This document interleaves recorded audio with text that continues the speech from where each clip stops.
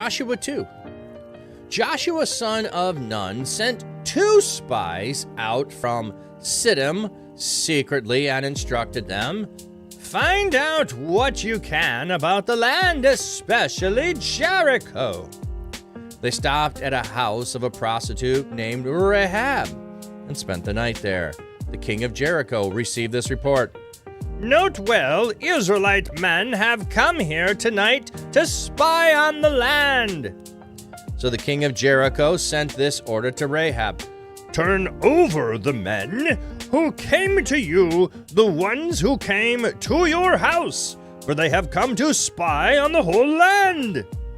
The woman hid the 2 men and replied, "Yes, these men were clients of mine, but Sorry, I don't know why that voice sounded funny to me. Yes, these men were clients of mine, but I didn't know where they came from. When it was time to shut the city gate for the night, the men left. I don't know where they were headed. Chase after them quickly, for you have time to catch them." Now she had taken them up to the roof and had hidden them in the stalks of phlox she had spread out on the roof. Meanwhile, the king's men tried to find them on the road to the Jordan River near the fjords. The city gate was shut as soon as they set out in pursuit of them. Now, before the spies went to sleep, Rahab went up to the roof. She said to the men, "I know the Lord is handing this land over to you. We are absolutely terrified of you, and all who live in the land are cringing before you. For we heard how the Lord dried up the water of the Red Sea before you when you left Egypt, and how you annihilated the 2 Amorite kings, Sihon and Og, on the other side of the Jordan. When we heard the news, we lost our courage, and no one could even breathe for fear of you. For the Lord your God is God in heaven above and on earth below. So now promise me this, with an oath sworn in the Lord's name, because I have shown allegiance to you, show allegiance to my family. Give me a solemn pledge that you will spare the life of my father, mother, brothers, sisters, and all who belong to me, and you will rescue us." The men said to her, "If you die, may we die too. If you do not report what we've been up to, then we will show unswerving allegiance to you when the Lord hands the land over to us." Then Rahab let them down by a rope through a window. Her house was built as part of the city wall. She lived in the wall. She told them, "Head to the hill country, so the ones chasing you don't find you. Hide from them there for 3 days, long enough for those chasing to return. Then you can be on your way." The men said to her, "We are not bound by this oath you made us swear, unless the following conditions are met. When we invade the land, tie this red rope in your window through which you let us down, and gather together in your house your father, mother, brothers, and all who live in your house. Anyone who leaves your house will be responsible for their own death. We are innocent in that case. But if if anyone with you in the house is harmed, we will be responsible. If you should report where we've been up to, we are not bound by this oath you made us swear." She said, "I agree to these conditions." She sent them on their way and then tied the red rope in the window.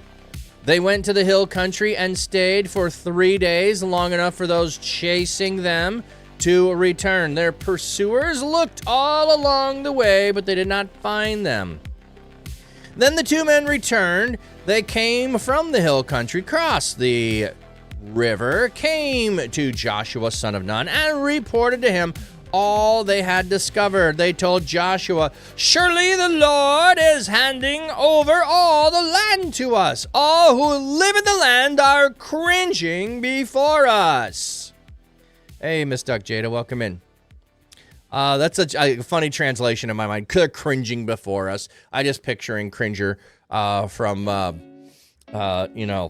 He-Man. The cat, the cowardly cat. Feeling quacky, sleepy. I bet you are. It's early morning. Hope you have a good new year. Thank you. You as well, friend. Okay, are melting away because of us. So that would be the literal translation. They're melting away. So cringing is a good translation of it. Okay, what's interesting is when Moses sent out the spies to spy out the land, he sent out 12. 2 spies came back with a good report.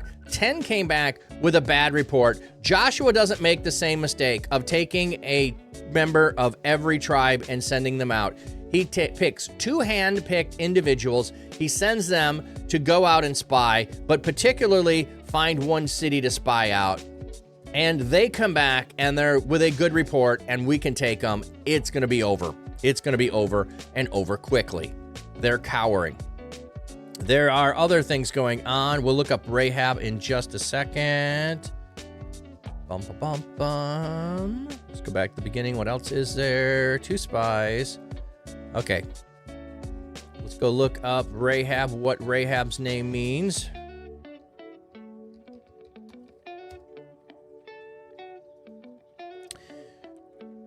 Always interested in what names mean, but specifically always when there's a woman's name who is mentioned, there might be something important that we want to look up.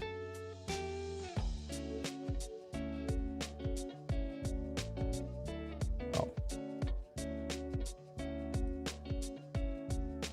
Artsy, are these the tribes that become the northern and southern tribes? Well, this is going to be all of the tribes are coming into the land. So yes, both the north and south. The only one, and even the Gad, Reuben, and half tribe of Manasseh are going to be are going to be on the other side. So those all become the northern tribe. Even if they're east, they're going to become part of the northern tribe. So Judah and Benjamin. 73:43. Rahab. Are the ones that are going to be in they're going to, Reuben and Gad, who are on the east side, are still going to be northern kingdom. Benjamin and Judah are the only ones going to be the southern kingdom. Although, as you see it there, it says Simeon in the middle there, but Simeon's not usually mentioned as part of the southern kingdom, so either they move or something along those lines. I'm not quite sure. Okay, so Rahab means wide. Not necessarily a great name.